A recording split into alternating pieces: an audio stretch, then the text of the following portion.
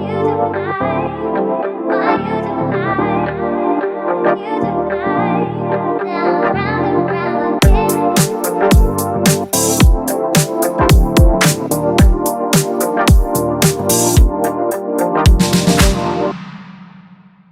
you so much, ladies, for focusing on Hollywood Melanin. I'm Betti. How are we feeling today?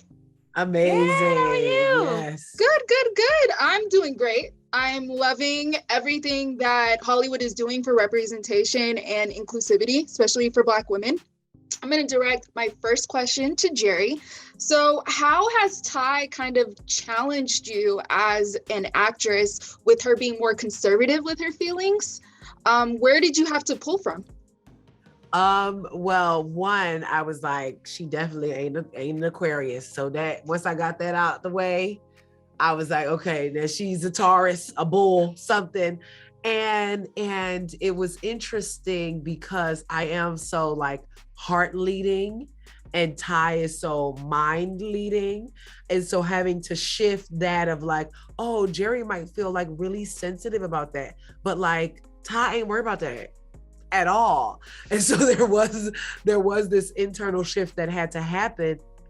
But once I put on Ty's clothes, it like, and the words, like it's in the language. So it was easy to just do what needed to be done in that way. And also Malcolm DeLee, who directed the first 2 episodes, was great at like fleshing out, like, who is Ty? Where does she come from? Why is she like this? How is she in conjunction with the other 4 girls? How did they meet? Why is she friends with them? Like all of those questions got me to get really specific about, okay, well, how would she be in this section? Because she says what she wants to at times that I might not say it in that same way, right? Like I can eloquently punch you in the back, right? But you won't know. It's just like, oh, okay, you got me fucked up. But Ty is gonna say, you got me fucked up. Precisely. With no hesitation. And what I gather from Ty is that she quickly assesses the situation and then she's over it. She's like, oh, you this, you that, I'm out. So, and I'm always like, oh, what's the possibilities? Yeah, no, she's quick.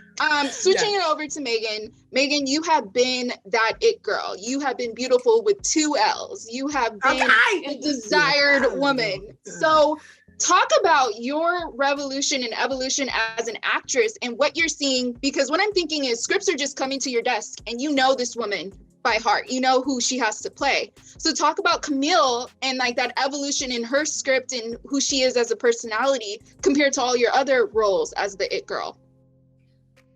Thank you. This for me is so different, but it's closer to who I actually am at heart. I'm definitely that girl where I am awkward and I am a little nerdy and I am the person who tells the joke and everyone's like, no, Meagan. And so for me, I instantly like fell in love with Camille. She was something that I wanted to do. I just didn't know exactly what it looked like. But like 2 years prior, I was like, Lord, I really want to do like some physical, like Lucille Ball comedy. But like, you know me, I need to have my drama too. But like, I want to be able to like explore something different. And so when I read this, I instantly was like, oh man, this would be a dream. Like, I don't even know what will come out of me. I would just go for it and have fun. Why is everything always about men? What about our dreams? What about what we want? I think maybe you should go. You sure?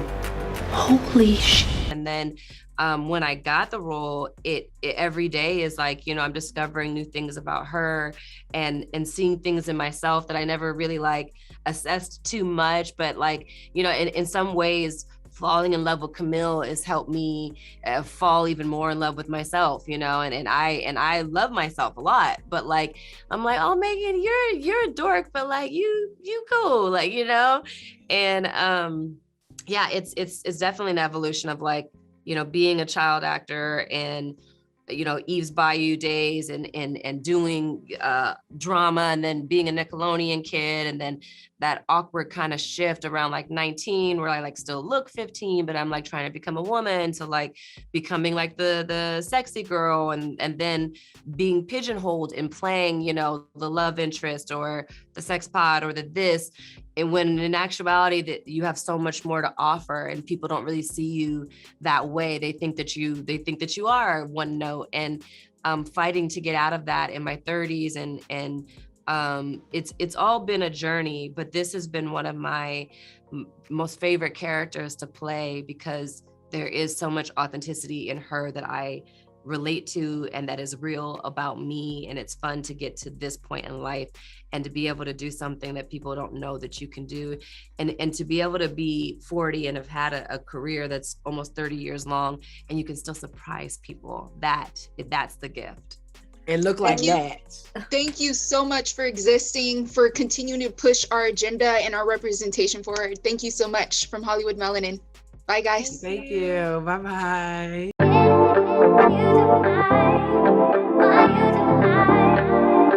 You do